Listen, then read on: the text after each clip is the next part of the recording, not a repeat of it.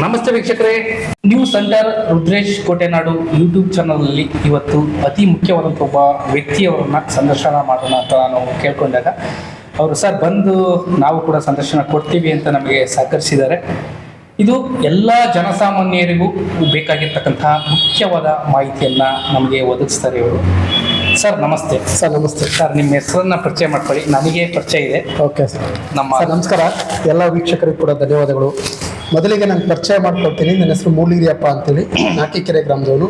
ನಾನು ಮಾನವ ಹಕ್ಕುಗಳ ಸಂರಕ್ಷಣೆ ಹಾಗೂ ಭ್ರಷ್ಟಾಚಾರ ನಿರ್ಮೂಲನೆ ಸಂಸ್ಥೆಯ ಮಾಹಿತಿ ಹಕ್ಕು ಬಳಕೆದಾರನಾಗಿ ಕರ್ತವ್ಯ ಸಲ್ಲಿಸ್ತಾ ಇದ್ದೇನೆ. ಮೇಲಾಗಿ ಜಿಲ್ಲಾ ಕೋರ್ ಕಮಿಟಿ ಸದಸ್ಯರಾಗಿ ಕೂಡ ನಾನು ಸಾಮಾಜಿಕ ಚಟುವಟಿಕೆ ಇಟ್ಕೊಂಡು ಕೆಲಸ ಕಾರ್ಯಗಳನ್ನು ಮಾಡ್ತಾ ಇದ್ದೇನೆ ಸರ್. ಓಕೆ, ತುಂಬ ಒಟ್ಟಿಗೆ ಜನಸಾಮಾನ್ಯರಿಗೆ ಒಳ್ಳೆಯದ ಸೇವೆಯನ್ನು ನಿಮ್ಮ ಕಡೆಯಿಂದ ಒದಗಿಸ್ತಾ ಇದೆ. ಖಂಡಿತ ಸರ್, ಖಂಡಿತ ಸರ್. ನೀವು RTI ಅಂತ ಹೇಳಿದರೆ, ಅಂದರೆ ಅದು ಕನ್ನಡದಲ್ಲಿ ಹೇಳಿದರೆ ಮಾನವ ಹಕ್ಕುಗಳ ಸಂರಕ್ಷಣೆ ಹಾಗೂ ಭ್ರಷ್ಟಾಚಾರ ನಿರ್ಮೂಲನಾ ಸಂಸ್ಥೆ ಮಾಹಿತಿ ಹಕ್ಕು ಬಳಕೆದಾರರ ಕೋರ್ ಕಮಿಟಿಯಲ್ಲಿ ನೀವು ಸದಸ್ಯರಾಗಿ ನೀವು ಸೇವೆಯನ್ನು ಕೊಡ್ತಾ ಇದ್ದೀರಿ ಅಂತ. ಸೊ ಅದನ್ನು ಇಂಗ್ಲೀಷಲ್ಲಿ RTI ಅಂತ ಕೇಳ್ತಾರೆ. ಭಾಳ ಜನ ಈಗ ಗ್ರಾಮ ಪಂಚಾಯತಿ ಇರ್ಬೋದು, ಜಿಲ್ಲಾ ಪಂಚಾಯತಿ ಇರ್ಬೋದು, ಆಮೇಲೆ ಹೆಲ್ತ್ ಆಫೀಸ್ಗಳು ಇರ್ಬೋದು, ತಾಲೂಕ್ ಪಂಚಾಯತಿಗಳು, ಹಲವಾರು ಕೆಲಸಗಳು ನಡೀತಾ ಇರ್ತವೆ.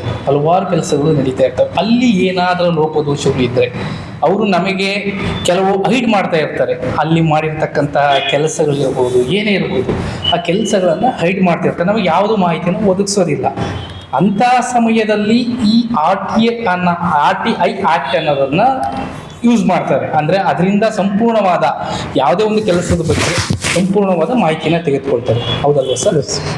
ಸರ್, ಈಗ ಜನಸಾಮಾನ್ಯರಿಗೆ ಗೊತ್ತಿರೋದಿಲ್ಲ, ತುಂಬ ಜನ ಗೊತ್ತಿಲ್ಲ. ಅದರಲ್ಲಿ ಏನು ಒಳಗಡೆ ಇದ್ದಾರೆ ಅವ್ರಿಗೆ ಮಾತ್ರ ಗೊತ್ತಿರುತ್ತೆ. ಹೌದು ಸರ್. ಸಾಮಾನ್ಯ ಜನರು ಸಹಿತ RTI ಅಂದರೆ ಏನು ಅಂತ ಮುಟ್ಟಬೇಕು. ಆ ಉದ್ದೇಶಕ್ಕೋಸ್ಕರ ನಾನು ಇವತ್ತಿನ ದಿನ ಈ ಸಂದರ್ಶನವನ್ನು ಮಾಡ್ತಾ ಇದ್ದೀನಿ.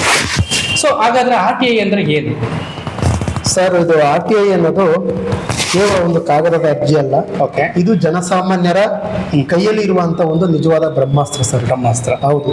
ಇದು RTI ಅನ್ನೋದು ಇಂಥರೇ ಹಾಕ್ಬೇಕು ಅಂತ ಏನೇ ನಿಗದಿತವಾದಂತ ಕಾನೂನು ಎಲ್ಲೂ ಕೂಡ ಇಲ್ಲ. ಓಕೆ.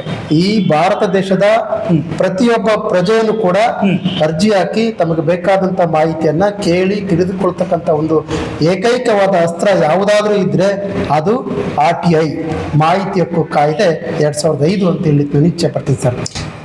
ಸರ್, RTI ಇದರಲ್ಲಿ ನಾವು ಏನೇ ಆದರೂ ವಿಚಾರಗಳನ್ನು ತೆಗೆದುಕೊಬೋದು ನಮ್ಮ ಹತ್ರಕ್ಕೆ ಅಂತ. ಅದು ಯಾವ ರೀತಿ ಸರ್? ಈಗ ಒಂದು ಉದಾಹರಣೆ ಸರ್, ಯಾವುದೋ ಒಂದು ಗ್ರಾಮ ಪಂಚಾಯಿತಿಯಲ್ಲಿ ನಿಮಗೆ ಮಾಹಿತಿ ಬೇಕಾಗಿದೆ. ಓಕೆ. ನೀವು ಕೇಳಿರ್ತೀರ, ಮ್ಯಾನ್ಯುವಲಿ ಕೇಳಿರ್ತೀರ. ಓಕೆ. ಸೊ ಯಾವುದೇ ಅಧಿಕಾರಿಗಳು ಕೂಡ ನಿಮ್ಗೆ ಉತ್ತರ ಕೊಟ್ಟಿರೋದಿಲ್ಲ, ರೆಸ್ಪಾನ್ಸ್ ಮಾಡಿರೋದಿಲ್ಲ. ರೆಸ್ಪಾನ್ಸ್ ಮಾಡದೇ ಇದ್ದಾಗ ನೀವು ಕೂಡ RTI ಅನ್ನೋ ಒಂದು ಬ್ರಹ್ಮಾಸ್ತ್ರವನ್ನು ಉಪಯೋಗಿಸಿಕೊಂಡು ನೀವು ಮಾಹಿತಿಯನ್ನ ಪಡ್ಕೊಳ್ಬಹುದು. ಇದು ಇಸ್ ವೆರಿ ಸಿಂಪಲ್ ಮೆಥಡ್. ಯಾವ ತರ ಸರ್? ಯಾವ ತರ ಮಾಡಬೇಕು? ಈಗ ನಾವು ಗೊತ್ತಿರಲ್ಲ, ಗ್ರಾಮೀಣ ಪ್ರದೇಶದಲ್ಲಿ ಯಾವುದೋ ಒಬ್ಬ ರೈತ ಇರ್ತಾನೆ, ಯಾವುದೋ ಒಬ್ಬ ಸಾಮಾನ್ಯ ಪ್ರಜೆ ಇರ್ತಾನೆ, ಯಾವುದೋ ಪಂಚಾಯತಿಯಲ್ಲಿ ವರ್ಕ್ ಮಾಡಿರ್ತಾರೆ ಅಥವಾ ತಾಲೂಕ್ ಪಂಚಾಯತಿಯಲ್ಲಿ ವರ್ಕ್ ಮಾಡಿರ್ತಾರೆ. ನೀವು ಹೋಗಿ ಕೇಳ್ತೀರಾ, ಅವರು ಕೇಳ್ತಾರೆ ಪಂಚಾಯತಿಯಲ್ಲಿ, ಯಾರು ರೆಸ್ಪಾನ್ಸ್ ಮಾಡಲ್ಲ. ಅವ್ರು ರೆಸ್ಪಾನ್ಸ್ ಮಾಡದಿದ್ದ ಪಕ್ಷದಲ್ಲಿ ಅದನ್ನು ಯಾವ ರೀತಿ RTI ಆಕ್ಟ್ ಅನ್ನ ತೆಗೆದುಕೊಬೇಕು, ಯಾವ ರೀತಿ ಅರ್ಜಿ ಹಾಕ್ಬೇಕು, ಅದ್ರ ಬಗ್ಗೆ ಒಂದ್ ಸ್ವಲ್ಪ ನಮ್ಮ ಜನರಿಗೆ ಹೇಳ್ಬೇಕು. ಸರಿ sir, very good question sir ಇದು. ಓಕೆ. ಇದು ಏನಾಗಿದೆ ಅಂತಂದ್ರೆ, ಮಾಹಿತಿ ಹಕ್ಕು ಕಾಯ್ದೆಯನ್ನ ಮಾಹಿತಿ ಕೇಳಿ ತಿಳ್ಕೊಳ್ಳೋದಕ್ಕೋಸ್ಕರನೇ ಸರ್ಕಾರ ತಂದಿರ್ತಕ್ಕಂಥ ಒಂದು ದೊಡ್ಡ ಯೋಜನೆ. ಓಕೆ. ಬಹುತೇಕ ಜನ ಇದನ್ನ ಬಳಸ್ತಾ ಇಲ್ಲ. ಓಕೆ. ಇದರಲ್ಲಿ ಟೂ ಟೈಪ್ ಆಫ್ ಮಾಹಿತಿಯನ್ನು ನಾವು ಕೇಳ್ಬೋದು. ಒಂದು ಆಫ್ಲೈನ್ ಮುಖಾಂತರನು ಕೂಡ ಕೇಳ್ಬೋದು, ಇನ್ನೊಂದು ಆನ್ಲೈನ್ ಮುಖಾಂತರನು ಕೂಡ ಕೇಳ್ಬೋದು. ನಾನು ನೀವು ಹೇಳಿದ ಪ್ರಶ್ನೆಗೆ ಹಳ್ಳಿಯಲ್ಲಿರ್ತಕ್ಕಂಥ ಜನರಿಗೆ ಆನ್ಲೈನ್ ಮುಖಾಂತರ ಕೇಳೋದಕ್ಕೆ ಬರೋದಿಲ್ಲ. ಆಫ್ಲೈನ್ ಮುಖಾಂತರನು ಕೂಡ ಕೇಳ್ಬೋದು. ಹೇಗೆ? ನೀವು ಒಂದು ನಿಗದಿತವಾದಂತ ಒಂದು ಬಿಳಿ ಪೇಪರ್ ನ ತಗೊಳ್ಬೇಕಾಗುತ್ತೆ. ಅದರಲ್ಲಿ ತಾವು ಯಾವ ಒಂದು ಇಲಾಖೆಗೆ ಅರ್ಜಿ ಬರೀತಾ ಇದ್ರೆ ಒಂದು ಫುಲ್ ಡೀಟೇಲ್ಸ್ ಬರೀ. ಉದಾಹರಣೆ, ಸಾರ್ವಜನಿಕ ಮಾಹಿತಿ ಅಧಿಕಾರಿಗಳು, ಗ್ರಾಮ ಪಂಚಾಯಿತಿ ಕಾರ್ಯಾಲಯ ಸೋ ಅಂಡ್ ಸೋ. ನಿಮಗೆ ಯಾವ ಗ್ರಾಮ ಪಂಚಾಯಿತಿ ಬೇಕೋ ಅದನ್ನ ಬರೆದ್ಬಿಟ್ಟು ವಿಷಯ ಇಂಥದ್ದು ಬೇಕಿದೆ ನಮಗೆ, ಈ ವರ್ಷದಿಂದ ಈ ವರ್ಷವರೆಗೂ ತಮ್ಮ ಗ್ರಾಮ ಪಂಚಾಯಿತಿಯಲ್ಲಿ ಏನೆಲ್ಲ ಅಭಿವೃದ್ಧಿ ಕಾರ್ಯಗಳು ಆಗಿದೆ ಅದರ ಸಮಗ್ರವಾದ ಒಂದು ಮಾಹಿತಿಯನ್ನ ದೃಢೀಕರಿಸಿ ನೀಡಿ ಅಂತೇಳಿ ನೀವು ಒಂದು ಅರ್ಜಿಯನ್ನ ಬರೆಯೋದ್ರ ಮುಖಾಂತರ ಪೋಸ್ಟಲ್ ಆರ್ಡರ್ ತಗೊಂಡು 10 ರೂಪಾಯಿ ಪೋಸ್ಟಲ್ ಆರ್ಡರ್ ಅಟ್ಯಾಚ್ ಮಾಡಿ ನೇರವಾಗಿ ಖುದ್ದು ಗ್ರಾಮ ಪಂಚಾಯಿತಿಗೂ ಕೂಡ ಕೊಡಬಹುದು. ಅಥವಾ ನಿಮ್ಗೆ ಹೋಗ್ಲಿಕ್ಕೆ ಆಗಲ್ಲ ಅಂದ ಪಕ್ಷಕ್ಕೆ ತಾವು ತಮ್ಮ ನಗರದ ಅಂಚೆ ಕಚೇರಿಯ ಮೂಲಕ ಕೂಡ ರಿಜಿಸ್ಟರ್ ಪೋಸ್ಟ್ ಮುಖಾಂತರ ಮಾಡೋದ್ರ ಮೂಲಕ ತಾವು ಮಾಹಿತಿಯನ್ನ ಪಡೆದುಕೊಳ್ಳೋದಕ್ಕೆ ಅವಕಾಶ ಇದೆ. ಅದು ಅಡ್ರೆಸ್ ಎಲ್ಲಿ ಮಾಡ್ಬೇಕು ಸರ್? ಆ ಇಲಾಖೆಗೆ ಆ ಇಲಾಖೆ ನಿಗದಿತವಾದ ಯಾವ ಇಲಾಖೆಗೆ ನೀವು ಕೇಳ್ತೀರಾ ಅಂತ ಇದ್ದೀರೋ ಆ ಇಲಾಖೆ ಅಡ್ರೆಸ್ ಅನ್ನ ಬರಿಬೇಕಾಗುತ್ತೆ. ಬರೆದು ಅದು RTI ಕಡೆಯಿಂದ ಹೋಗಿದೆ ಅಂತ ಗೊತ್ತಾಗ್ಬೇಕು ಅಂದ್ರೆ ಹೇಗೆ? ನಿಮ್ಗೊಂದು ಪೋಸ್ಟಲ್ ಆರ್ಡರ್ ಕೊಟ್ಟಿರ್ತಾರೆ. ಓಕೆ. ಆ ಆರ್ಡರ್ ಇರ್ತಲ್ಲ ಅದನ್ನ ಟ್ರ್ಯಾಕ್ ಔಟ್ ಮಾಡ್ಬೋದು ನೀವು ಆನ್ಲೈನ್ ಅಲ್ಲಿ. ಓಕೆ. ಅದು ರೀಚ್ ಔಟ್ ಆಗಿದೆಯೋ ಇಲ್ವೋ. ನಿಮಗೆ ಯಾಕಪ್ಪ ಪೋಸ್ಟಲ್ ಆರ್ಡರ್ ಕಡ್ಡಾಯ ಅಂತ ನಾನು ಹೇಳಿದ್ರೆ, ಮುಂದೆ ನೀವು ಆಯೋಗಕ್ಕೆ ಹೋದಂತ ಸಂದರ್ಭದಲ್ಲಿ ಇದು ನಿಮಗೆ ಪ್ರಬಲವಾಗಿ ಎವಿಡೆನ್ಸ್ ಆಗಿ ನಿಂತ್ಕೊಳ್ಳುತ್ತೆ. ಆ ಕಾರಣಕ್ಕೋಸ್ಕರ ನಾನು ಎಲ್ಲರೂ ಕೂಡ ನಿಮ್ಮ ಒಂದು ವಿಡಿಯೋದ ಮುಖಾಂತರ ಹೇಳೋದಿಷ್ಟೇ, ನೀವು ರಿಜಿಸ್ಟರ್ ಪೋಸ್ಟ್ ಮಾಡೋದು ಉತ್ತಮ. ನನ್ನ ಅನುಭವದ ಪ್ರಕಾರ ಹೇಳೋದಾದ್ರೆ ಆನ್ಲೈನ್ ಅಲ್ಲಿ ಆದ್ರೆ ಸರ್, ಆನ್ಲೈನ್ ಅಲ್ಲಿ ಕೂಡ ಆಡಿದ್ರೆ ಅದರಲ್ಲಿ ಏನ್ ಡಿಫ್ರೆನ್ಸ್ ಅಪ್ಪ ಅಂತಂದ್ರೆ, ನೀವೇನ್ ಪೋಸ್ಟಲ್ ಆರ್ಡರ್ ತಗೊಳ್ತೀರಲ್ಲ ಅದು ಆನ್ಲೈನ್ ಅಲ್ಲೇ ಪೇಮೆಂಟ್ ಕಟ್ ಆಗುತ್ತೆ. ಆನ್ಲೈನ್ ಅಲ್ಲೇ ಪೇಮೆಂಟ್ ಕಟ್ ಮಾಡಿದ್ರೆ ಅದು ಆಟೋಮೆಟಿಕಲಿ ಸಂಬಂಧಪಟ್ಟಂತ ಇಲಾಖೆಗೆ ತಲುಪುತ್ತೆ ಸರ್. ಓಕೆ ಸರ್, ಇದಿಷ್ಟು ಅರ್ಜಿ ಸಲ್ಲಿಸುವ ಒಂದು ಸುಲಭವಾದ ಪ್ರಕ್ರಿಯೆ ಸರ್. ಅದ ವೆಬ್ ಅಡ್ರೆಸ್ ಏನಾರ ಇದೆಯಾ? ಹೌದು ಸರ್, ಆನ್ಲೈನ್ RTI.karnataka.gov.in ನಲ್ಲಿ ಹೋಗ್ಬಿಟ್ಟು ತಾವು ಅದನ್ನ ವೆಬ್ಸೈಟ್ ಓಪನ್ ಮಾಡಿದ್ರೆ ಅಲ್ಲಿ ಒಂದು ಇಲಾಖೆ ಏನು ಎಲ್ಲ ಟೋಟಲಿ ಎಲ್ಲ ಇಲಾಖೆ ಕೂಡ ಅದ್ರಲ್ಲಿ ಬರ್ತಾವೆ ಸರ್. ಸರ್, ಒಂದು ಇಲಾಖೆಯಲ್ಲಿ ಎಷ್ಟು ಪ್ರಶ್ನೆಯನ್ನ ಕೇಳಬಹುದು RTI ಅಲ್ಲಿ? ಈಗ ಉದಾಹರಣೆ, ನಾವು ಯಾವುದೋ ಒಂದು ಕೃಷಿ ಇಲಾಖೆ ಇರ್ಬೋದು, ಯಾವುದೋ ಒಂದು ಗೊಬ್ಬರ ವಿತರಣೆ ಮಾಡಿದ್ರು. ಸೊ ಗೊಬ್ಬರ ವಿತರಣೆ ಮಾಡಿದಿರಲ್ಲ ನೀವು, 450-500 ರೂಪಾಯಿಗೆ ಒಂದು ಚೀಲ ಒಂದು ಯೂರಿಯಾವನ್ನ ವಿತರಣೆ ಮಾಡಿದ್ರು. ಸೊ ಅದ್ರ ನಿಗದಿತ ಬೆಲೆ ಏನು ಅಂತ ತಿಳ್ಕೊಬೇಕು. ಅಷ್ಟೇ ಪ್ರಶ್ನೆ ಕೇಳಬೇಕಾ, ಅಥವಾ ನೀವು ಎಷ್ಟು ಚೀಲಗಳನ್ನ ಒದಗಿಸಿದೀರಾ, ಅಥವಾ ಎಷ್ಟಕ್ಕೆ ಮಾರಿದ್ದೀರಾ, ಅದು ಎಷ್ಟು ನಿಮಗೆ ಮಾರೋದಕ್ಕೆ ಇದೀರಿ, ಆ ತರ ಪ್ರಶ್ನೆಗಳಿಗೆ ಏನಾದ್ರು ಲಿಮಿಟೇಷನ್ ಇದೆಯಾ RTI ಅಲ್ಲಿ? ಫಾರ್ ಎಕ್ಸಾಂಪಲ್ ನಾನು ಹೇಳ್ತಾ ಇದ್ದೀನಿ, ಸಿಂಪಲ್ ಕ್ವಶನ್ ಸರ್. ನಾವು ಯಾವುದೇ ಮಾಹಿತಿ ಅರ್ಜಿಯನ್ನು ಬರೆಯುವಾಗ ಎಷ್ಟು, ಯಾಕೆ, ಏನು ಎನ್ನುವ ಪ್ರಶ್ನಾರ್ಥಕ ಚಿಹ್ನೆಗಳನ್ನ ಬಳಸಬಾರದು ಸರ್. ಹೌದಾ? ಓಕೆ. ಒಂದು ಅರ್ಜಿನಲ್ಲಿ ಎಲ್ಲ ವಿಷಯಗಳನ್ನು ಕೂಡ ಕೇಳೋದಕ್ಕೆ ಅವಕಾಶ ಇಲ್ಲ. ನೀವು ಎಷ್ಟು ಮಾಹಿತಿ ಬೇಕಿದ್ರು ಕೂಡ ಪ್ರತ್ಯೇಕವಾಗಿ ಅರ್ಜಿಗಳನ್ನ ಬರೀರಿ, ನೀವು ಮಾಹಿತಿಯನ್ನ ಒಂದೇ ಪ್ರಶ್ನೆ. ಹೌದು, ಒಂದು ಪ್ರಶ್ನೆಗೆ ಒಂದೇ ಉತ್ತರ ಅಷ್ಟೇ. ಹೌದು, ನೀವೇನಾದ್ರೂ ಕೂಡ ಆ ರೀತಿ 10 ಹಲವಾರು ಪ್ರಶ್ನೆಗಳನ್ನ ಒಂದೇ ಅರ್ಜಿಯಲ್ಲಿ ಕೇಳಿದ್ದೆ ಆದ್ರೆ ಅಧಿಕಾರಿಗಳು ಏನ್ ಮಾಡ್ತಾರಪ್ಪ ಅಂದ್ರೆ, ನೀವು ಕೇಳಿರುವ ಮಾಹಿತಿ 10 ಹಲವಾರು ಅರ್ಜಿಗಳಿಗಿಂತ ಒಳಪಟ್ಟಿರೋದ್ರಿಂದ ಈ ಅರ್ಜಿಯನ್ನ ವಿಲೇಪಡಿಸ್ತೀವಿ, ನೀವು ಪ್ರತ್ಯೇಕವಾಗಿ ಅರ್ಜಿಯನ್ನ ಬರೆದು ಮಾಹಿತಿಯನ್ನ ಪಡೆದುಕೊಳ್ಳಿ ಅಂತೇಳಿ ನಾವು ಹಿಂಬರಹವನ್ನ ಕೊಡಿ. ವೀಕ್ಷಕರಿಗೆ ಅತಿ ಮುಖ್ಯವಾದಂತಹ ವಿಚಾರ, ಯಾಕೆಂದ್ರೆ ನೀವು ಯಾವುದೇ ಒಂದು RTI ಕ್ವಶನ್ ಕೇಳ್ತಿದ್ದೀರಾ ಅಂದ್ರೆ ಹೆಚ್ಚು ಪ್ರಶ್ನೆಗಳನ್ನ ನೀವು ಕೇಳೋದಕ್ಕೆ ಅವಕಾಶ ಇಲ್ಲ. ನಮ್ಮ ಮೂಡ್ಲಿಗಿರಿಯಪ್ಪನವರು ಒಳ್ಳೆಯ ಮಾಹಿತಿಯನ್ನ ಕೊಟ್ಟಿದ್ದಾರೆ. ಯಾಕೆಂದ್ರೆ ಒಂದು ಬಾರಿ ನೀವು ಪ್ರಶ್ನೆ ಕೇಳ್ತೀರಿ, ಒಂದೇ ವಿಚಾರಕ್ಕೆ ಸಂಬಂಧಿಸಿದಂತ ನೇರವಾದ ಒಂದೇ ಉತ್ತರ ಇರಬೇಕು. ಆ ರೀತಿ ಇದ್ರೆ ಮಾತ್ರ RTI ಅಲ್ಲಿ ಅದಕ್ಕೆ ಮೌಲ್ಯ ಇದೆ ಅಂತ ಹೇಳ್ತಿದ್ದಾರೆ. ಸರ್, ಇವತ್ತಿನ ದಿನ RTI ಕೆಲಸ ಮಾಡುತ್ತಾ? ಖಂಡಿತ, ಯಾಕೆ ಮಾಡೋದು ಸರ್, ಎಕ್ಸಾಕ್ಟ್ಲಿ. ಈ ದೇಶದಲ್ಲಿ ದೊಡ್ಡ ದೊಡ್ಡ ಹಗರಣಗಳನ್ನ, ಈ ಎಷ್ಟೆಷ್ಟು ಹಗರಣಗಳನ್ನ ಬಯಲಿಗಳಿರ್ತಕ್ಕಂಥ ಏಕೈಕವಾದಂತ ಬ್ರಹ್ಮಾಸ್ತ್ರ ಅಂದ್ರೆ ಅದು RTI ಮಾತ್ರ. ಅದರಿಂದ ಮಾತ್ರ ನಾವೆಲ್ಲ ವಿಚಾರಗಳನ್ನು ಕೂಡ ಕೂತು ಜಾಗದಲ್ಲೇ ಪಡ್ಕೊಳ್ತಕ್ಕಂತ ಅವಕಾಶ ಇದೆ. ಅದು ನಾವು ಸರಿಯಾದ ರೀತಿಯಲ್ಲಿ ಅದನ್ನ ಬಳಸ್ತಾ ಹೋದ್ರೆ ಯಾವ್ದು ಕೂಡ ಮಾಹಿತಿ ಹಕ್ಕಿನಲ್ಲಿ ಅಸಾಧ್ಯವಾದ ಕೆಲಸ ಇಲ್ವೇ ಇಲ್ಲ. ಎಕ್ಸಾಕ್ಟ್ಲಿ ಸರ್, ನೀವು ಕೊಟ್ಟಿರ್ತಕ್ಕಂಥ ಮಾಹಿತಿ, ಯಾವ್ದೋ ಒಂದು ಮಾಹಿತಿ ಕೊಟ್ಟಿರ್ತೀರ, ಕೊಟ್ಟಂತ ಅವರಿಗೆ ಟೈಮ್ ಪೀರಿಯಡ್ 30 ದಿನ ಕಾಲಾವಕಾಶ ಇರುತ್ತೆ. ಆ ಕೊಟ್ಟಿರ್ತಕ್ಕಂಥ 30 ದಿನದೊಳಗಡೆ ಸಂಬಂಧಪಟ್ಟಂತ PIO ಪಬ್ಲಿಕ್ ಇನ್ಫಾರ್ಮೇಶನ್ ಆಫೀಸರ್ಗೆ ಆ ಅರ್ಜಿ ತಲುಪುತ್ತೆ. ಆ 30 ದಿವಸದೊಳಗಡೆ ನಿಮ್ಗೆ ಏನಾದ್ರೂ ಕೂಡ ತಲುಪಲಿಲ್ಲ ಅಂದ್ರೆ ನೀವು ಪ್ರಥಮ ಮೇಲ್ಮನವಿಗೂ ಕೂಡ ಅಪೀಲ್ ಮಾಡುವಂತ ಅವಕಾಶ ಕಾಯ್ದೆಯಲ್ಲಿದೆ. ನೋಡಿ ವೀಕ್ಷಕರೇ, ಇವ್ರು ಹೇಳ್ತಿರೋದು, ನೀವು ಯಾವುದೇ ಒಂದು RTI ಅಲ್ಲಿ ಕ್ವಶನ್ ಕೇಳಿದ್ರೆ ಅದಕ್ಕೆ ನಿಗದಿತ ಸಮಯ ಅಂತ ಇರುತ್ತೆ, ಎಂಡಿಂಗ್. ಸೊ 30 ದಿನದೊಳಗಡೆ ಆಗಿ ಯಾವುದೇ ಒಂದು ಅಧಿಕಾರಿ ಇರಬಹುದು, ಯಾವುದೇ ಒಂದು ನಿಗಮ ಅಥವಾ ಯಾವುದೇ ಒಂದು ಇಲಾಖೆ ಇರಬಹುದು, ಆ ಇಲಾಖೆಗೆ ನೀವು ಎಲ್ಲಿ ಅರ್ಜಿಯನ್ನ ಸಲ್ಲಿಸಿರ್ತೀರೋ ಅವ್ರಿಗೆ 30 ದಿನ ಗಡುವು ಇರುತ್ತೆ. ಅಷ್ಟರ ಒಳಗಡೆ ಅವರು ಅದಕ್ಕೆ ನೇರವಾದ ಉತ್ತರ ಕೊಡಬೇಕು. ಕೊಡ್ಲಿಲ್ಲ ಅಂದ್ರೆ ನಂತರದ ಸ್ಟೆಪ್ಸ್ ಇದೆ, ಆ ಮೂಡ್ಲಿಗಿರಿಯಪ್ಪ ಸರ್ ಹೇಳಿದ್ರು ಆ ತರ ನೀವು ನಂತರ ಹೋಗ್ಬಹುದು. ಓಕೆ. ಮತ್ತೆ ಸರ್, ಅದು ಈ RTI ಈಗ ಜನಗಳಿಗೆ ತಲುಪಬೇಕು. ಸಾಮಾನ್ಯ ಜನರು ಕೂಡ ತಮ್ಮ ಪಂಚಾಯಿತಿಯಲ್ಲಿ ಇರ್ತಕ್ಕಂಥ ಆಗುಗಳನ್ನ ಕೇಳಬಹುದು. ನಮ್ಮ ಮೂಡ್ಲಿಗಿರಿಯಪ್ಪ ಸರ್ ಅವ್ರು ಹೇಳಿದಂಗೆ RTI ಆಕ್ಟ್ ಅಲ್ಲಿ ನೀವು ಯಾವುದೇ ಒಂದು ಇಲಾಖೆ ಇರ್ಬೋದು, ಗ್ರಾಮ ಪಂಚಾಯಿತಿ, ತಾಲೂಕ್ ಪಂಚಾಯಿತಿ, ಜಿಲ್ಲಾ ಪಂಚಾಯಿತಿಯಲ್ಲಿ ಆ ಇಲಾಖೆಗೆ ಸಂಬಂಧಿಸಿದಂಗೆ ನೀವು ಅರ್ಜಿನ ಹಾಕ್ಬಹುದು. ಅವರು ಸರಿಯಾದ ಮಾಹಿತಿ ಕೊಟ್ರೆ ಓಕೆ, ಸರಿಯಾದ ಮಾಹಿತಿ ಕೊಡ್ಲಿಲ್ಲ ಅಂದ್ರೆ ಪ್ರಥಮ ಮೇಲ್ಮನವಿ ಅಂತ ನೆಕ್ಸ್ಟ್ ಸ್ಟೆಪ್ ಇರುತ್ತೆ, ಅದು ಮೇಲಧಿಕಾರಿಗಳಿಗೆ ಕೊಡ್ತಕ್ಕಂಥದ್ದು. ಆ ರೀತಿ ಕೂಡ ನೀವು ನೆಕ್ಸ್ಟ್ ಹಂತಕ್ಕೆ ಹೋಗಿ ನೀವು ಅದ್ರ ಬಗ್ಗೆ ಮಾಹಿತಿಯನ್ನ ತೆಗೆದುಕೊಬಹುದು. ಸರ್, ಇನ್ನೊಂದು, ನೀವು ಈ ಮುಂಚೆ ಈ ಪ್ರೋಗ್ರಾಮ್ ಸ್ಟಾರ್ಟ್ ಮಾಡೋದಕ್ಕಿಂತ ಮುಂಚೆ ಒಂದು ಚರ್ಚೆ ಆಯ್ತು. ಯಾವುದೇ ಒಂದು ಇಲಾಖೆಯಲ್ಲಿ ಇರ್ಬೋದು, ಸಾರ್ವಜನಿಕವಾಗಿ ಸರ್ಕಾರಿ ಸಂಸ್ಥೆಗಳಲ್ಲಿ ಇರ್ಬೋದು, ಯಾವುದೇ ಒಂದು ಹಂತದಲ್ಲಿ ಅಂದರೆ ತಾಲೂಕ್ ಪಂಚಾಯತಿ, ಜಿಲ್ಲಾ ಪಂಚಾಯತಿ ಅಥವಾ ಆರೋಗ್ಯ ಕೇಂದ್ರಗಳಲ್ಲಿ ಅಥವಾ ಶಿಕ್ಷಣ ಇಲಾಖೆ, ಯಾವುದೇ ಒಂದು ಇಲಾಖೆಯಲ್ಲಿ ಇರ್ಬೋದು, ಇಷ್ಟೇ ವರ್ಷ ಯಾವುದೇ ಒಬ್ಬ ಅಧಿಕಾರಿ ಆ ಕಾರ್ಯವನ್ನ ನಿರ್ವಹಿಸಬೇಕು ಅಂತ ಇದೆ ಸರ್. ಅದ್ರ ಬಗ್ಗೆ ಸಂಪೂರ್ಣವಾದ ಮಾಹಿತಿಯನ್ನು ಕೊಡ್ತೀರಾ? ಓಕೆ, ಒಳ್ಳೆಯ ಕ್ವಶನ್ ಸರ್.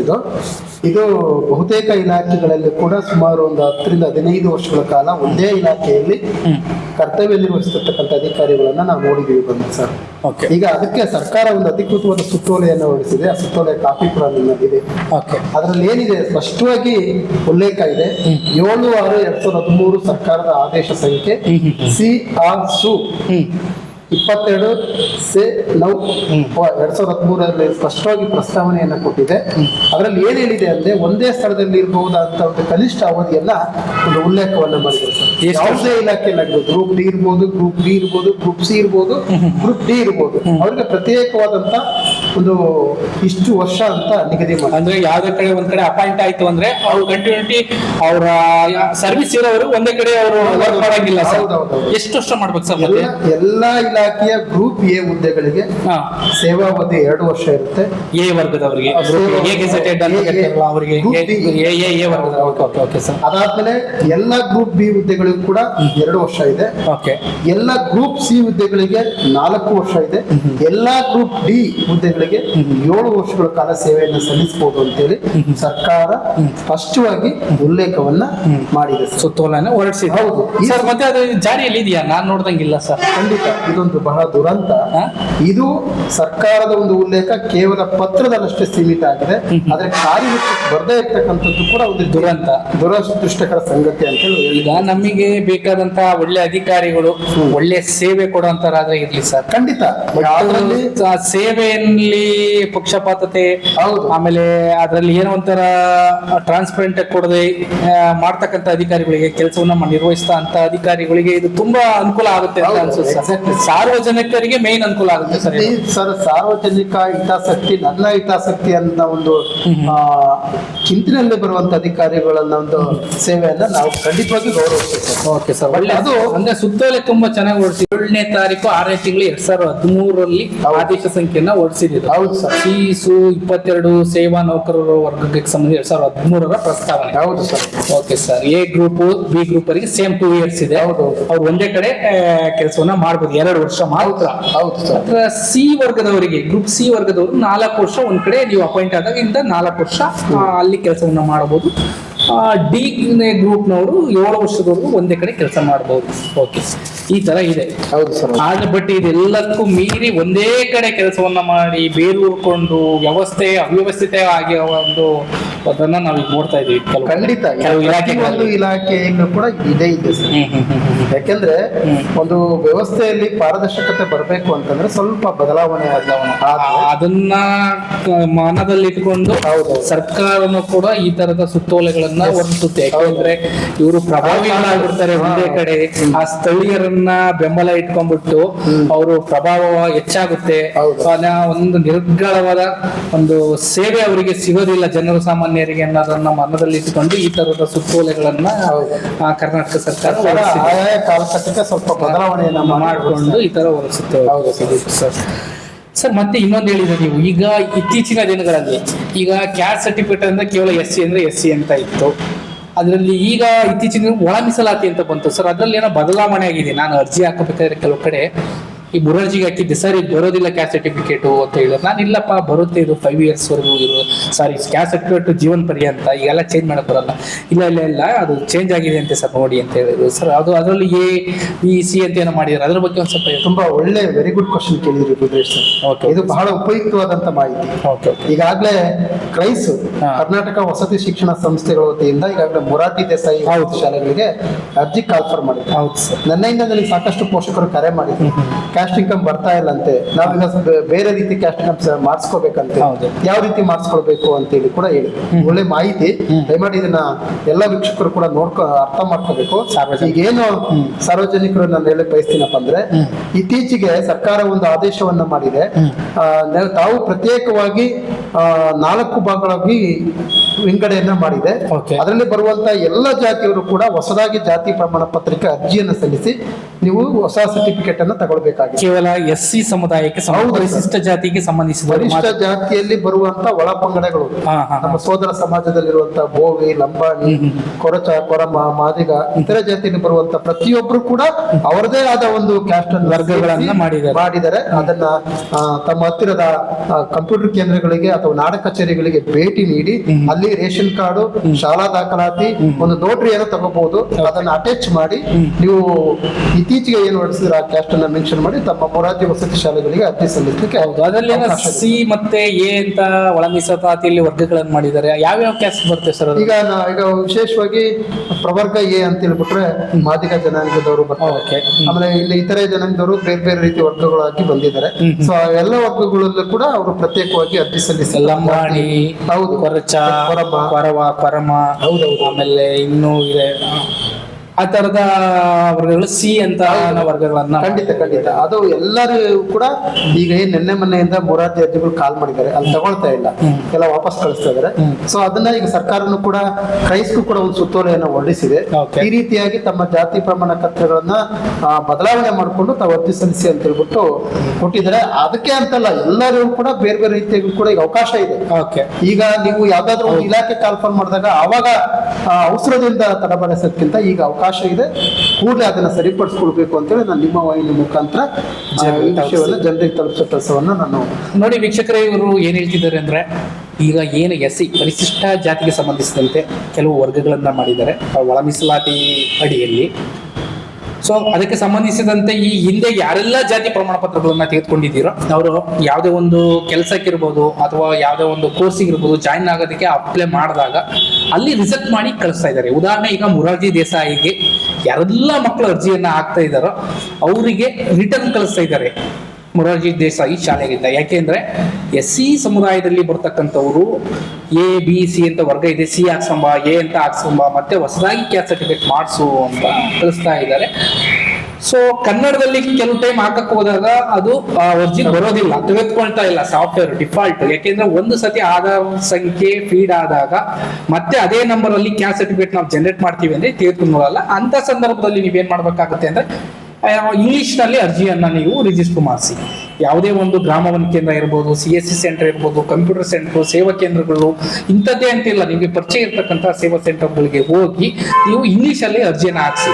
ಆಗ ತೆಗೆದುಕೊಳ್ಳುತ್ತೆ ನಿಮ್ಮ ವರ್ಗ ಯಾವ್ದು ಬರುತ್ತೆ, ಎ ವರ್ಗಕ್ಕೆ ಯಾರೆಲ್ಲ ಬರ್ತಾರೆ. ಈಗ ಸರ್ ಹೇಳಿದ್ರು ಮಾದಿಗ ಅನ್ನೋ ಒಂದು ಏನು ಜಾತಿ ವರ್ಗ ಬರುತ್ತೆ ಅದೆಲ್ಲ ಹೇಗೆ ಬರುತ್ತೆ, ಕೊರಮ, ಕೊರಚ, ಕೊರವ ಇವರೆಲ್ಲ ಏನಿದಾರೋ ಅವರೆಲ್ಲ C ವರ್ಗಕ್ಕೆ ಬರ್ತಾರೆ. ಈ ತರದೇ ಆದ ಕೆಲವು ವರ್ಗಗಳನ್ನ ಸರ್ಕಾರ ನಿಗದಿಪಡಿಸಿದೆ. ಅದಕ್ಕೆ ಸಂಬಂಧಿಸಿದಂತೆ ನೀವು ಹೊಸ ಜಾತಿ ಪ್ರಮಾಣ ಪತ್ರಗಳನ್ನ ತೆಗೆದುಕೊಂಡ್ರೆ ಮುಂದಿನ ದಿನಗಳಲ್ಲಿ ನೀವು ಯಾವುದೇ ಜಾಬ್ ಇರ್ಬೋದು ಅಥವಾ ಎಜುಕೇಶನ್ಗೆ ಇರ್ಬೋದು ತುಂಬಾ ಅನುಕೂಲ ಆಗುತ್ತೆ. ನೀವು ಬಹಳ ಲೇಟಾಗಿ ಹೋಗಿ ನೀವು ಅರ್ಜಿ ಹಾಕಿ ತುರ್ತು ಪರಿಸ್ಥಿತಿಯಲ್ಲಿ ನೀವು ಕ್ಯಾಸ್ಟ್ ಸರ್ಟಿಫಿಕೇಟ್ ಬೇಕು ಅಂತ ಖಂಡಿತ ಕೂಡ ತುಂಬಾನೇ ಕಷ್ಟ ಆಗುತ್ತೆ. ದಯವಿಟ್ಟು ಸಾರ್ವಜನಿಕರು ಯಾರೆಲ್ಲ SC ಸಮುದಾಯಕ್ಕೆ ಸಂಬಂಧಿಸಿದರೋ ಪ್ರತ್ಯೇಕವಾಗಿ ಮತ್ತೊಮ್ಮೆ ನೀವು ಕ್ಯಾಸ್ಟ್ ಸರ್ಟಿಫಿಕೇಟ್ಗೆ ಅರ್ಜಿಯನ್ನು ಹಾಕಿ ವೀಕ್ಷಕರೇ. ನಂತರ ಸರ್ ಇನ್ನೊಂದು, ಮತ್ತೆ ನೀವು ಹೇಳಿದ್ರೆ ಸರ್ ಹೆಲ್ತ್ ಕಾರ್ಡು ಕೂಡ ಈ ಟೈಮಲ್ಲಿ ಬಿಟ್ಟಿದ್ದಾರೆ, ಅದರಲ್ಲೂ ಯಶಸ್ವಿನಿ ಕಾರ್ಡ್ ತುಂಬಾ ಜನ ಕೇಳ್ತಿದ್ರು. ಸರ್ಕಾರದ ಒಂದು ಉತ್ತಮವಾದ ಯೋಜನೆ ಸರ್ ಅದು. ಅದ್ರ ಬಗ್ಗೆನೂ ಸರ್ ಒಂದ್ ಸ್ವಲ್ಪ ಹೇಳಿ. ನೀವು ಆಗ್ಲೇ ಹೇಳಿದ್ರಿ, ಬಂದಾಗಲೇ ಹೇಳಿದ್ರಿ ಸರ್ ಯಶಸ್ವಿನಿ ಕಾರ್ಡ್ ಈಗ ಬಿಟ್ಟಿದ್ದಾರೆ ಸರ್ ಅಂತ. ಅದ್ರ ಬಗ್ಗೆನೂ ಕೂಡ ನಮ್ಮ ವೀಕ್ಷಕರಿಗೆ ತಲುಪಿಸಿದ್ರೆ ಅದು ಎಲ್ಲೋ ಒಂದ್ ಕಡೆ ಅವರಿಗೂ ಕೂಡ ಅನುಕೂಲ ಆಗುತ್ತೆ ಅಂತ. ಖಂಡಿತ ಸರ್, ಆರೋಗ್ಯವೇ ಭಾಗ್ಯ ಅಂತೇಳಿ ನಾವು ಕೇಳ್ತೀವಿ sir. Okay, health is wealth. ಆರೋಗ್ಯವು ಚೆನ್ನಾಗಿದ್ರೆ ನಾವು ಜೀವನದಲ್ಲಿ ಏನ್ ಬೇಕಾದ್ರೂ ಕೂಡ ಸಂಪಾದನೆಯನ್ನ ಮಾಡ್ಕೊಳ್ಬಹುದು ಸರ್. ಹೌದು. ಇವತ್ತು ಬಹುತೇಕ ಜನ ಆಸ್ಪತ್ರೆಗೆ ಹೋದಂಥ ಸಂದರ್ಭದಲ್ಲಿ ಅತಿ ದುಬಾರಿ ವೆಚ್ಚದ ಚಿಕಿತ್ಸೆಯನ್ನ ಕಟ್ಟಲಿಕ್ಕಾಗದಲ್ಲಿ ಇವತ್ತು ಕಾಯಿಲೆಗಳಲ್ಲಿ ನಡ್ತಾ ಇರ್ತಕ್ಕಂಥ ಒಂದು ಸನ್ನಿವೇಶವನ್ನ ನಾವು ಕಣ್ಣಾರೆ ಕಂಡಿದ್ದೇವೆ. ಹೌದು. ಇದನ್ನ ಮನಗಂಡು ಸರ್ಕಾರ ಒಂದು ವಿಶೇಷವಾದ ಹೆಜ್ಜೆಯನ್ನಿಟ್ಟು ಗ್ರಾಮೀಣ ಮಟ್ಟದಲ್ಲಿ ಪ್ರಾಥಮಿಕ ಕೃಷಿ ಪತ್ತಿನ ಸಹಕಾರ ಸಂಘಗಳ ಮೂಲಕ ಯಶಸ್ವಿನಿ ಯೋಜನೆಯನ್ನು ಜನರಿಗೆ ತಲುಪಿಸಬೇಕು ಅಂತೇಳಿ ಈಗ ಹೊಸದಾಗಿ ನೋಂದಣಿ ಮಾಡಲಿಕ್ಕೆ ಸರ್ಕಾರ ಅವಕಾಶ ಕೊಟ್ಟಿದೆ. ಇದು ಎಲ್ಲೆಲ್ಲಿ ಆಗುತ್ತಪ್ಪ ಅಂದ್ರೆ ತಮ್ಮ ಹತ್ತಿರದ ಪ್ರಾಥಮಿಕ ಕೃಷಿ ಪತ್ತಿನ ಸಹಕಾರ ಸಂಘಗಳಿಗೆ ಹೋಗಿ ಅಲ್ಲಿ ತಮ್ಮ ಅಗತ್ಯ ದಾಖಲಾತಿಗಳನ್ನು ನೀಡೋದ್ರ ಮೂಲಕ ಯಶಸ್ವಿನಿ ಯೋಜನೆ ಎನ್ನುವುದು ಒಂದು ಸಂಜೀವಿನಿ ಇದ್ದಂತೆ ಅದನ್ನು ನೋಂದಾಯಿಸಿಕೊಳ್ಳೋದ್ರ ಮೂಲಕ ಈ ಒಂದು ಯೋಜನೆಗೆ ತಾವು ಅರ್ಹರಾಗಬಹುದು ಅಂತೇಳಿ ನಾನು ತಿಳಿಸ್ಲಿಕ್ಕೆ ಬಯಸ್ತೇನೆ ಸಾರ್ವಜನಿಕರಿಗೆ. ಓಕೆ, ನೋಡಿ ವೀಕ್ಷಕರೇ, ಯಾರೆಲ್ಲ ನೀವು ಹೆಲ್ತ್ ಕಾರ್ಡ್ ಮಾಡಿಸ್ಬೇಕು, ಪ್ರೈವೇಟಲ್ಲಿ ದುಡ್ಡು ಕೊಟ್ಟು ಮಾಡಿಸೋದು ಒಂದು ವರ್ಗ ಇರುತ್ತೆ, ಆ ವರ್ಗ ಮೇಲ್ವರ್ಗ ಅಂತ ಹೇಳ್ಬೋದು. ಇನ್ನು ಸಾಮಾನ್ಯ ವರ್ಗದಲ್ಲಿರ್ತಾರೆ, ಏನಪ್ಪ ನಾವು ಉಚಿತವಾಗಿ ಆದಷ್ಟು ಸೇವೆಯನ್ನು ಸಲ್ಲಿಸಬೇಕು, ನಾವು ಹಣವನ್ನು ಹೊಂದಿಕೆಯಾಗಿ ಕೊಟ್ಟು ಆರೋಗ್ಯ ಸೇವೆಯನ್ನು ಪಡ್ಕೊಳ್ಳೋದು ಅಷ್ಟು ಕಷ್ಟ ಅನ್ನೋ ಒಂದು ವರ್ಗ ಇರುತ್ತೆ. ಅಂಥವರಿಗೆ ಅಂತಲೇ ಸರ್ಕಾರದಿಂದ ಯೋಜನೆ ಮಾಡಿರ್ತಕ್ಕಂಥ ಒಂದು ಯಶಸ್ವಿನಿ ಅನ್ನೋದು ಒಂದು ಉತ್ತಮವಾದ ಸರ್ಕಾರದ ಒಂದು ಯೋಜನೆ ಅಂತ ಹೇಳ್ಬೋದು. ಸೊ ಇದು ಹಾಗೆ ಪಂಚಾಯತಿ ವೈಸಲ್ಲಿ ಅಲ್ಲೇ ನಿಮ್ಮ ಗ್ರಾಮಗಳಲ್ಲಿ ಇರ್ತಕ್ಕಂತಹ ಬ್ಯಾಂಕ್, ಸಹಕಾರಿ ಬ್ಯಾಂಕ್ಗಳು. ಸೊ ಆ ಸಹಕಾರಿ ಬ್ಯಾಂಕ್ಗಳಲ್ಲಿ ನಿಮ್ಮ ಆಧಾರ್ ಕಾರ್ಡು, ರೇಷನ್ ಕಾರ್ಡು ಅದನ್ನ ತೆಗೆದುಕೊಂಡು ಹೋಗ್ಬೇಕು. ಮತ್ತೆ ಆ ಬ್ಯಾಂಕಲ್ಲಿ ನಿಮ್ಮದು ಒಂದು ಖಾತೆ ಇರಬೇಕು, ಉಳಿತಾಯ ಖಾತೆ ಮೊದಲದಾಗಿ. ಯಾರಿಗೆಲ್ಲ ಆ ಬ್ಯಾಂಕಲ್ಲಿ ಉಳಿತಾಯ ಖಾತೆ ಇದೆಯೋ ಅಂಥವರಿಗೆ ನೀವು ಈ ಯಶಸ್ವಿನಿ ಯೋಜನೆಯಡಿ ನೀವು ಸದುಪಯೋಗವನ್ನು ಪಡಿಸ್ಕೊಬಹುದು. ಯಾರಿಗೆ ಖಾತೆಗಳಿಲ್ಲೋ ಮೊದಲನೇದಾಗಿ ನೀವು ಖಾತೆಯನ್ನು ಅಲ್ಲಿ ತೆರೀರಿ. ನಂತರ ಅವರು ಒದಗಿಸ್ತಕ್ಕಂಥ ಏನು ಕೇಳ್ತಾರೋ ಆ ಡಾಕ್ಯುಮೆಂಟನ್ನು ಒದಗಿಸಿ, ಇದ್ರ ಒದಗಿಸೋದ್ರಿಂದ ಯಶಸ್ವಿನಿ ಕಾರ್ಡನ್ನು ಅವರು ಮಾಡಿಕೊಡ್ತಾರೆ. ಸೊ ಮತ್ತೆ ಸರ್ಕಾರಿ ಕೆಲಸದಲ್ಲಿ ಇರ್ತಕ್ಕಂಥವ್ರು ಅಂಥವರಿಗೆಲ್ಲ ಇದು ಅನ್ವಯ ಆಗೋದಿಲ್ಲ. ಈ ಯಶಸ್ವಿನಿ ಯೋಜನೆ ಅನ್ನೋದು ಇದು ಅತ್ಯಂತ ಉತ್ತಮವಾದ ಯೋಜನೆ. ಯಾವ್ದಾರು ಆಪರೇಷನ್ಸ್ ಇರ್ಬೋದು, ಮೇಲ್ವರ್ಗದ ಚಿಕಿತ್ಸೆ ಇರ್ಬೋದು, ಅತಿ ಹೆಚ್ಚು 5 ಲಕ್ಷಕ್ಕಿಂತ ಹೆಚ್ಚು ನಿಮಗೆ ಹಣವನ್ನು ಒದಗಿಸದೇ ಇರ್ತಕ್ಕಂಥ ಸಂದರ್ಭದಲ್ಲಿ ಇದು ಬಹಳ ಜನರಿಗೆ ಸಂಜೀವನಿಯಾಗಿ ಇದು ಕೆಲಸ ಮಾಡುತ್ತೆ. ಯಾವುದು ಈ ಯಶಸ್ವಿನಿ ಅನ್ನೋ ಒಂದು ಯೋಜನೆ. ದಯಮಾಡಿ ಯಾರೆಲ್ಲ ಈ ಯಶಸ್ವಿನಿ ಯೋಜನೆ ಹಿಂದೆ ಮಾಡಿಸಿದ್ದೀರೋ ಅವರು ಹಿಂದೆ ಮಾಡಿಸ್ಬೇಕಾ ಬೇಡವಾ ಅನ್ನೋದು ಗೊಂದಲ ಇರುತ್ತೆ. ಸೊ ಖಂಡಿತ ಅದು ಇಂತಿಷ್ಟೇ ವರ್ಷಕ್ಕೆ ಅಂತ ನಿಗದಿಯಾಗಿರುತ್ತೆ. ಯಾವುದೇ ಒಂದು ಆರೋಗ್ಯ ಯೋಜನೆ ಇದ್ರು ಅದು ನಿರಂತರವಾಗಿ ಅದು ನಿಮಗೆ ಅಪ್ಲಿಕೇಬಲ್ ಆಗೋದಿಲ್ಲ. ಸೊ ಹಾಗಾಗಿ ನೀವು ಏನಾಗುತ್ತೆ ಅಂದ್ರೆ ನೀವು ಹೋಗಿ ವಿಚಾರಿಸಿ, ನಾವು ಈ ವರ್ಷದಲ್ಲಿ ಮಾಡಿಸಿದ್ವಿ, ಈಗ ಇತ್ತೀಚಿನ ದಿನಗಳಲ್ಲಿ, ಸೊ ಇದು ಬರುತ್ತಾ ಅಂತ. ಬರುತ್ತೆ ಅಂದ್ರೆ ಮಾಡಿಸ್ಬೇಡಿ, ಬರಲ್ಲ ಅಂದ್ರೆ ಮತ್ತೆ ನೀವು ಅದನ್ನ ರಿನ್ಯೂವಲ್ ಅಥವಾ ಹೊಸದನ್ನ ಹೋಗಿ ನೀವು ಸಹಕಾರಿ ಬ್ಯಾಂಕ್ಗಳಲ್ಲಿ ಕೇಳಿ, ಅವರು ಸಂಪೂರ್ಣವಾದ ಮಾಹಿತಿಯನ್ನ ಕೊಡ್ತಾರೆ. ದಯವಿಟ್ಟು ಇದರ ಸದುಪಯೋಗವನ್ನ ಎಲ್ಲ ಸಾರ್ವಜನಿಕರು ಮಾಡ್ಕೊಳ್ಳಿ. ಯಾಕೆಂದ್ರೆ ಇದು ಇಲ್ಲಿ ಬಂದಾಗಲೇ ಮೂಡ್ಲಿಗಿರಿಯಪ್ಪ ಸರ್ ಅವ್ರು ಹೇಳಿದ್ರು ನನಗೆ, ಸರ್ ಯಶಸ್ವಿನಿ ಅನ್ನೋ ಒಂದು ಯೋಜನೆ ಇದೆ ಸರ್, ಜನಗಳು ಇಲ್ದಾಗ ಬಂದು ಸುಮ್ಮನೆ ತಲೆ ಕೆಡಿಸ್ತಾರೆ ಸರ್, ಕೇಳ್ತಾ ಇರ್ತಾರೆ ಮಾಡ್ಕೊಡಿ ಹಾಗೆ ಹೀಗೆ ಅಂತ. ಬಟ್ ಇವತ್ತು ಯಾರು ಬರ್ತಾನೆ ಇಲ್ಲ ಸರ್. ನೋಡಿ ಜನಗಳು ಯಾವ ಥರ ನೆಗ್ಲೆಕ್ಟ್ ಇದ್ದಾರೆ ಅಂದರೆ ನೋಡಿ ಸರ್, ಈಗ ಬಿಟ್ಟಿದ್ದಾರೆ, ಒಬ್ಬರು ಕೇಳ್ತಾ ಇಲ್ಲ ಸರ್ ಅಂತ ಹೇಳಿದರು. ಸೊ ದಯವಿಟ್ಟು ಎಲ್ಲರೂ ಒಂದು ಅರ್ಥ ಮಾಡ್ಕೊಳ್ಳಿ. ಯಾವುದೋ ಒಂದು ಆರೋಗ್ಯ ಸೇವೆ ತುರ್ತು ಪರಿಸ್ಥಿತಿಯಲ್ಲಿ ನೀವು ಕಾರ್ಡ್ ಬೇಕು ಅಂತ ಹೋದ್ರೆ ಆರೋಗ್ಯದ ಯಶಸ್ವಿನಿ ಕಾರ್ಡ್ ಇರ್ಬೋದು, ಆಯುಷ್ಮಾನ್ ಕಾರ್ಡ್ ಇರ್ಬೋದು, ಅವಾಗಲೇ ಜನರೇಟ್ ಮಾಡ್ಕೊಡೋದು ಕಂಪ್ಯೂಟರ್ ಆಪರೇಟರ್ಗಳು ಕೊಡೋದು ಕೂಡ ಸಮಸ್ಯೆ ಆಗುತ್ತೆ. ದಯವಿಟ್ಟು ಈಗೇ ಹೋಗಿ ಅದನ್ನ ನೀವು ನೋಂದಾಯಿಸ್ಕೊಳ್ಳಿ. ಮುಂದಿನ ದಿನಗಳಲ್ಲಿ ನಿಮಗೆ ಕಷ್ಟದ ಕಾಲಗಳಲ್ಲಿ ಅದು ತುಂಬಾ ಅನುಕೂಲ ಆಗುತ್ತೆ. ಸರ್ ಮತ್ತೆ ನಿಮ್ಮ RTI ಇರ್ಬೋದು ಅಥವಾ ಇನ್ನಿತರ ವಿಚಾರಗಳ ಬಗ್ಗೆ ಏನಾದರೂ ಹೇಳಕ್ಕೆ ಇಚ್ಛೆ ಪಡ್ತೀರಾ? ಸರ್, ನಾನು ಒಂದೇ ಒಂದು ಹೇಳಲಿಕ್ಕೆ ಇಚ್ಛೆ ಪಡ್ತೀನಿ. ಖಂಡಿತ ನಾವೇನಾಗುತ್ತೆಪ್ಪ ಅಂತಂದ್ರೆ ಪ್ರಶ್ನಿಸಿದ ಹೊರತು ಪ್ರಜಾಪ್ರಭುತ್ವ ಉಳಿಯುವುದಿಲ್ಲ. ಓಕೆ, ವ್ಯವಸ್ಥೆಯನ್ನ ಬೈಯುವ ಬದಲು RTI ಮೂಲಕ ವ್ಯವಸ್ಥೆಯನ್ನ ಸರಿಪಡಿಸಲು ನಾವೆಲ್ಲರೂ ಕೂಡ ಮುಂದಾಗ್ತೀವಿ. ಏನು ನಡೆಯುತ್ತೆ ಬಿಡಪ್ಪ ಹೋಗ್ಲಿ, ಅವ್ನು ಕೇಳಿದ್ರೆ ಏನಂತ ಇದಾಗ್ಬಾರ್ದು ಸರ್. ಯಾಕೆಂದ್ರೆ ಆಗಬಾರ್ದಲ್ಲ. ಖಂಡಿತ ನಾವು ನಾವು ವ್ಯಕ್ತಿಯನ್ನ ದೂಷಿಸೋದು ಬೇಡ, ವ್ಯವಸ್ಥೆಯನ್ನ ದೂಷಿಸೋಣ. ಹೌದಲ್ಲ, ನಮ್ಮಿಂದನೇ ವ್ಯವಸ್ಥೆ ಹೌದು. ಈಗ ಬದಲಾವಣೆ ಅನ್ನೋದು ಒಂದು ಪರಿವರ್ತನೆಯ ಕಾಲ. ದೊಡ್ಡ ಮಟ್ಟದಲ್ಲಾಗಲಿಲ್ಲ, ಚಿಕ್ಕ ಮಟ್ಟದಿಂದ ದೊಡ್ಡ ಮಟ್ಟಕ್ಕೆ ಹೋಗೋದು. ನಾವು ಬದಲಾವಣೆ ತರಲಿಕ್ಕೆ ಪ್ರಯತ್ನ ಪಡೋಣ ಇವತ್ತು. ಯಾಕಂದ್ರೆ ನಾವು ಬೆಳಿಗ್ಗೆ ಹಾಲಿನಿಂದ ಹಿಡಿದು ಸಂಜೆ ಊಟದ ತನಕ ನಾವು ಸರ್ಕಾರಕ್ಕೆ ಟ್ಯಾಕ್ಸ್ ಅನ್ನ ಕಟ್ತೇವೆ, ತೆರಿಗೆಯನ್ನ ಕಟ್ತೇವೆ. ಆ ತೆರಿಗೆಯ ಹಣದಲ್ಲಿ ನಾವು ಮಾಹಿತಿಯನ್ನ ಕೇಳಿ ತಿಳ್ಕೊಳ್ಳೋದು, ಪಡ್ಕೊಳ್ಳೋದು, ಅದನ್ನ ಸಂಗ್ರಹಿಸೋದು, ಅದನ್ನ ಓದೋದು ನಮ್ಮ ಮೂಲಭೂತ ಹಕ್ಕು. ಅದನ್ನ ನಾವೆಲ್ಲರೂ ಕೂಡ ಬಳಸ್ಕೊಳ್ಳೋಣ. ಮಾಹಿತಿ ಹಕ್ಕು ಅನ್ನೋದು ಅನೇಕ ಜನರಿಗೆ ತಮ್ಮ ಹಕ್ಕುಗಳ ಬಗ್ಗೆನೇ ತಿಳಿದಿಲ್ಲ. ಕೆಲವು ಅಕ್ರಮಗಳನ್ನು ಕೂಡ ಇದನ್ನೇ ತಡೆಗಟ್ಟಬಹುದು. ಯಾಕಂದ್ರೆ ನಾವು ಪ್ರಶ್ನಿಸಿದ ಹೊರತು ನಾವೇನೇನು ಮಾಡಕ್ ಆಗೋದಿಲ್ಲ. ಇವ್ರೇನಪ್ಪ RTI ಕೇಳಿ ಏನಪ್ಪಾ ಮಾಡೋದು? ಹೌದೌದು, ಒಂದೆರಡು ಸತಿ ಕೇಳಿದ್ರೆ ಮೂರನೇ ಸತಿ ಅವ್ರು ಸರಿಯಾಗ್ಬಿಡ್ತಾರೆ. ವ್ಯವಸ್ಥೆಯಲ್ಲಿ ಪ್ರತಿಯೊಬ್ಬ ಪ್ರಜೆಗೂ ಕೂಡ ಪ್ರಶ್ನೆ ಮಾಡುವಂತ ನೈತಿಕತೆ ಇದೆ. ಅದನ್ನ ಯಾರು ಬೇಕಾದ್ರೂ ಕೂಡ ಕೇಳ್ಬೋದು. ನಾನು ಕೇಳಂಗಿಲ್ಲ ಅಂತ ಹೇಳಂಗಿಲ್ಲ. ಅದನ್ನ ಪ್ರತಿಯೊಂದು ಇಲಾಖೆಯಲ್ಲೂ ಕೂಡ ನಾವು ಕೇಳ್ಬೋದು. ಕೆಲವೊಂದು ಅಧಿಕಾರಿಗಳ ಬಳಿ ಹೋಗೋದು ಎದುರ್ತಾರೆ.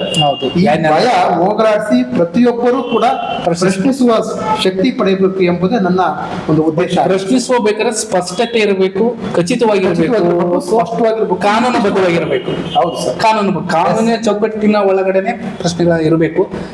ಕಾನೂನನ್ನ ಬಿಟ್ಟು ಅದರ ಆಚೆ ಕೇಳಿದ್ರೆ ಅದರ ಫಲನೂ ಕೂಡ ನೀವೇ ಅನುಭವಿಸ್ಬೇಕಾಗುತ್ತೆ. ಏಕೆಂದರೆ ಕಾನೂನಿನ ಚೌಕಟ್ಟಿನಲ್ಲಿ ಯಾವುದೇ ಇದ್ರೂ ಅದು ನಮಗೆ ಯಶಸ್ಸನ್ನು ಕೊಡುತ್ತೆ. ಕಾನೂನಿನ ಚೌಕಟ್ಟು ಬಿಟ್ಟು ನಾವು ಹೊರಗಡೆ ಹೋದರೆ ಅದು ಯಶಸ್ಸಿಗಿಂತ ನಮಗೆ ಹಿಂಸೆಯನ್ನೇ ಜಾಸ್ತಿ ಕೊಡುತ್ತೆ. ಸೊ ಹಾಗಾಗಿ ನೀವೇನೇ ಪ್ರಶ್ನಿಸಿದ್ರು ಅದು ಕಾನೂನು ಚೌಕಟ್ಟಿನ ಒಳಗಡೆ ಇರಲಿ ಅಂತ ಹೇಳ್ತೀನಿ. ಸರ್, ನೀವು ನಮ್ಮ ಆ ನ್ಯೂಸ್ ಸೆಂಟರ್ ರುದ್ರೇಶ್ ಕೋಟೆನಾಡು ಯೂಟ್ಯೂಬ್ ಚಾನಲ್ಗೆ ಬಂದು ತುಂಬ ವಿಚಾರಗಳನ್ನು ನಮ್ಮ ಜೊತೆ ಹಂಚ್ಕೊಂಡಿದ್ದೀರಿ ಸರ್. ತುಂಬ ಧನ್ಯವಾದಗಳು ಸರ್. ಧನ್ಯವಾದ. Thank you. Thank you very much sir. Thank you.